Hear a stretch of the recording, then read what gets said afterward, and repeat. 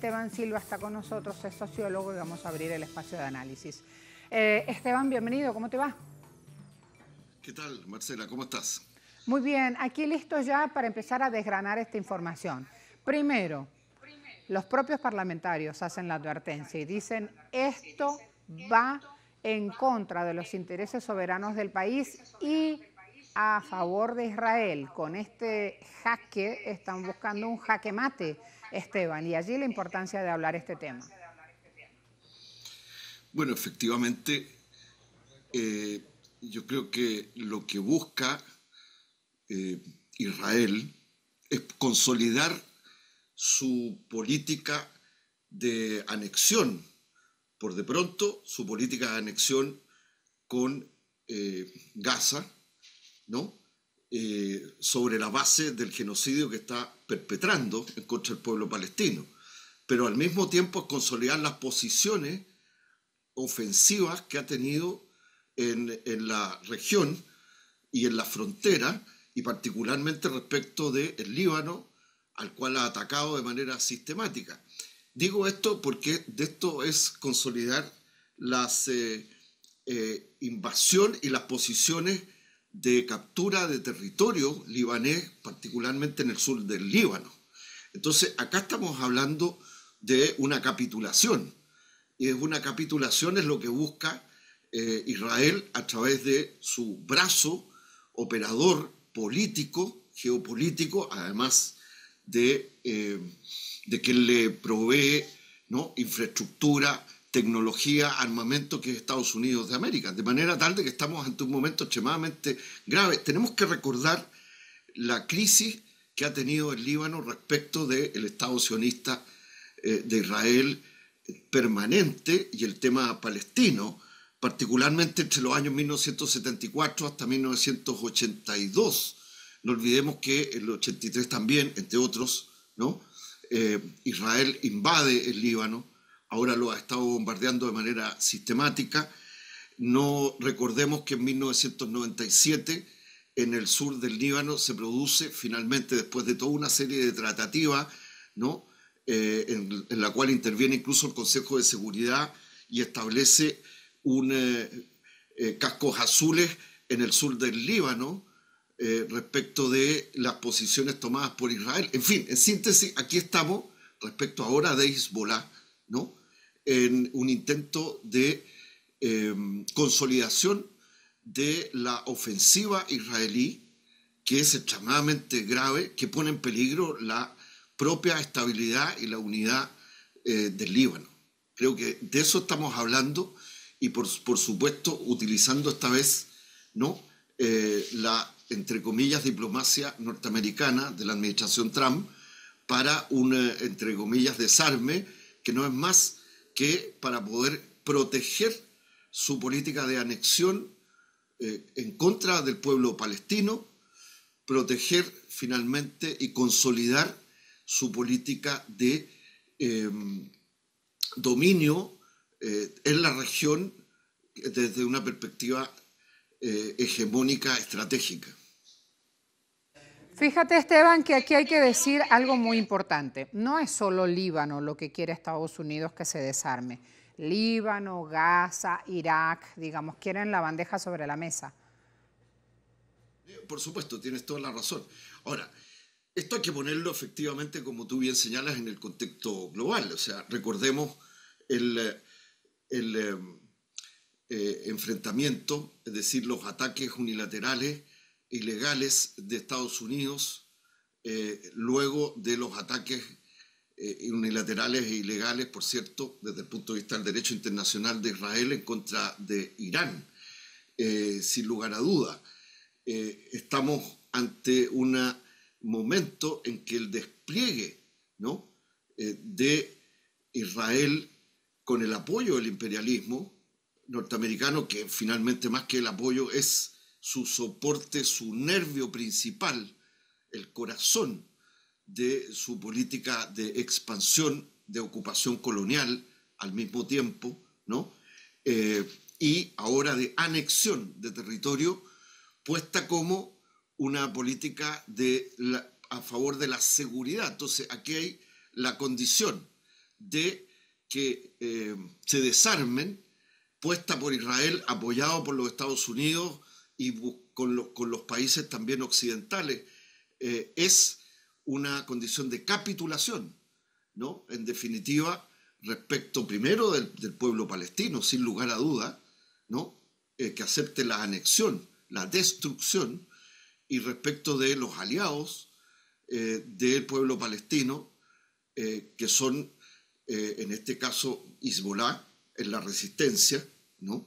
Es Líbano en global, más allá del Hezbollah, sin lugar a duda, pero también luego o la tesis del debilitamiento estructural o estratégico de Irán. De eso estamos hablando de esta propuesta que no tengo ninguna duda que pone en una situación extraordinariamente más grave aún al Líbano, porque es en definitiva una propuesta, entre comillas, de capitulación, de desarme completo, de pérdida de soberanía para el Líbano y de consolidación de la política de agresión que ha practicado el Estado sionista con Netanyahu en contra del pueblo palestino y en contra de los pueblos que son parte también de la resistencia ante su lógica expansionista y de control en la región. Es que estoy leyendo un artículo de Arnold August, George Ibrahim Abdallah, el león del Líbano ruge la verdad. Y él está posteando en el día de hoy un artículo que habla de este ejemplo de George Abdallah, 41 años tras las rejas en Francia. Él dice que su ejemplo insta a levantarnos, a aprender, a romper el asedio, a unirnos por Palestina, que él nunca perdió el ritmo en toda su vida no perdió el ritmo por la liberación de Palestina, por el mundo árabe, por Oriente. Y creo que ejemplos como estos también a esta hora son citados cuando dicen, bueno, ¿cuántos árabes fueron martirizados? ¿Cuántas personas intentaron entrar en Gaza? ¿Qué hubiese pasado si los egipcios tomaran tal decisión? Sí, él dice, Arnold, si tan solo 1 millón de egipcios se posicionaran en Rafah, el genocidio no continuaría. Y uno ahí aprende, a medida que va abriendo el análisis, la reflexión, a que hoy por hoy existirían otras opciones para terminar con este dolor, con este genocidio que se le inflige al pueblo palestino. Y sin embargo, todavía las divisiones, las disidencias, los espacios no escuchados, todo lo que se genera a lo entorno sigue jugando en contra, y sobre esto también necesitamos hablar y plantearlo, Esteban.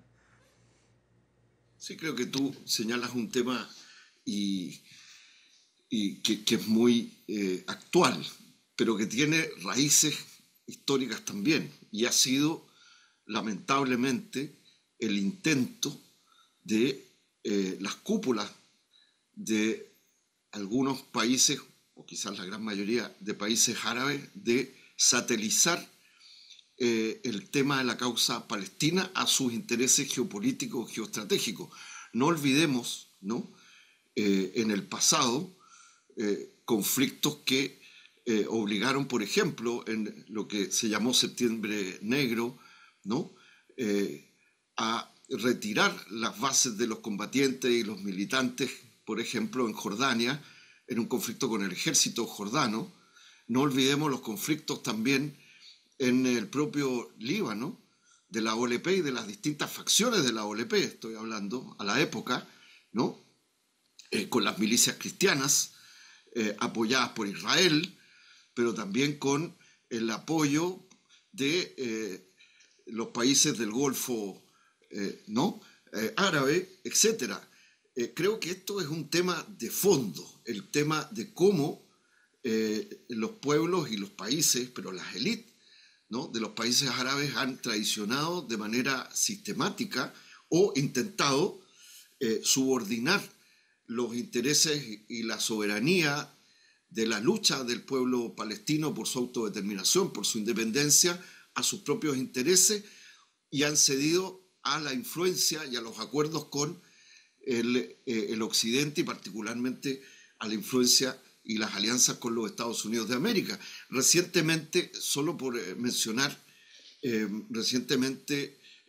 Irán, por ejemplo, siendo un país persa, ha denunciado, por ejemplo, ¿no?, a Marruecos, que fue parte de una operación, Marruecos, el mismo que, ¿no?, ocupa también ilegalmente el Sáhara Occidental, a otro país árabe como la República Saharaui, pero que fue parte, ¿no?, de operaciones su inteligencia en favor de los servicios de inteligencia israelí previo a los bombardeos en contra de Irán. O sea, es decir, aquí estamos hablando efectivamente la necesidad de que los pueblos árabes, y más allá de las cúpulas de las élites, despierten, y creo que en este sentido la reflexión es muy importante, despierten en la perspectiva de la solidaridad más activa, más real, más material. Estamos viendo también las contradicciones que tiene Egipto, ¿no?, si me permiten, respecto de la defensa del pueblo palestino, sus alianzas con Estados Unidos y los aliados de Israel, y también con Israel, que le impiden a la cúpula, insisto, y por eso tan importante que despierten los pueblos, ¿no?, tener políticas más coherentes respecto de la solidaridad con una causa que hoy día está enfrentando un genocidio, como es el pueblo palestino. Fíjate que una de las cosas que planteábamos acá cuando leíamos la portada de Hispan TV, Esteban, decíamos que Hezbollah condenó la decisión del gobierno como un grave error que disminuiría la capacidad libanesa para enfrentar la continua agresión de Israel, y Al-Mayedin planteaba que el bloque de lealtad a la resistencia, los diputados advirtieron que el Líbano y la región atraviesan una de sus etapas más críticas y peligrosas. Calificaron la postura del gobierno como una precipitación sospechosa e ilógica. Y ahí vienen todos los puntos que estamos considerando en este momento. Pero también hemos visto acá en uno de los portales que se habla de lo que ocurre entre algunos países árabes que no logran ponerse de acuerdo o no la implementan, por lo menos en los hechos, a favor de la unidad y de la soberanía de la región. Da a entender que están siguiendo la agenda o siguiendo los mandatos o los preceptos de Trump o de Marco Rubio. Creo que en este momento ampliar un poco más lo que intentan hacer llegar al mundo todos los diputados es este grave error, y ellos lo dicen, Al-Mayedin lo reseña: la postura gubernamental es una precipitación sospechosa e ilógica. Así que lo que estás planteando, digamos, no es descabellado, es seguir abriendo el análisis. ¿Y quién no quiere la paz? Sería como la gran pregunta, ¿no? Efectivamente. Y creo que yo pienso que es muy importante analizar este factor. Efectivamente creo que lo que cruza, lo que finalmente es la línea roja desde el punto de vista de los pueblos del mundo y particularmente de los países árabes, respecto de la solidaridad y respecto del apoyo al derecho a la autodeterminación, a la descolonización y a la vida del pueblo palestino, que está bajo un genocidio, un holocausto de la naturaleza que está perpetrando, ¿no?, el sionismo israelí en contra del pueblo palestino, que finalmente ha pasado a una fase de anexión, de destrucción y aniquilamiento, y para eso requiere efectivamente lo que se llama la normalización, ¿no?, de las relaciones de los países árabes principales, ¿no?, en la lógica de los Estados Unidos y también de Israel, ciertamente estoy hablando, ¿no?, la normalización de sus relaciones con el Estado sionista de Israel. Estos son los acuerdos de Abraham, estos son los acuerdos que finalmente permitan, desde el punto de vista de los intereses de Israel y de Estados Unidos, ¿no?, el resolver, entre comillas, bajo lógicas de aniquilamiento, de anexión, de expulsión, ¿no?, el problema y la reivindicación palestina, del Estado palestino. De manera tal de que incluso, ¿no?, estas políticas que anuncian países occidentales que son parte de la OTAN, que han sido por años cómplices también de esta política de debilitamiento y aniquilamiento de la causa palestina, del Estado palestino, cuando anuncian que van a reconocer, ¿no?, al Estado palestino, que uno pudiera considerar, por cierto, positivo, como lo que ha anunciado Francia, Canadá, pero ponen como condición, y esto es lo que intenta implementar, ¿no?, la administración norteamericana en acuerdo con Israel, el completo desarme de la resistencia en todos los escenarios, de manera tal de que finalmente una idea eventualmente, que incluso Israel sabemos que la rechaza, aún así, de dos estados sencillamente sea nominal y permita finalmente generar un aislamiento de tal envergadura y sin ninguna capacidad de ejercer soberanía al pueblo palestino, que sencillamente no es una solución. De eso estamos hablando respecto del problema, y particularmente aquí es crucial el rol que juegan los pueblos árabes, no solo sus gobiernos, junto con los pueblos del mundo. Esteban, muchas gracias. Allí dejamos planteado el análisis, ya nos preparamos también a ver otros aspectos.